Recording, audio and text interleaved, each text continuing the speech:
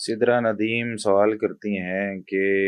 अगर बच्चा मुर्दा पैदा हो तो क्या उसे गुस्ल दिया जाएगा और जनाजा पढ़ा जाएगा। जी। नबी करीम सल्लल्लाहु अलैहि वसल्लम की इसमें हदीस मौजूद है, जामे तिर्मिज़ी और सुनन इब्न माजा वगैरह के अंदर, क्या तिफलु युसल्ला अलैह, कि बच्चा जो फौत होता है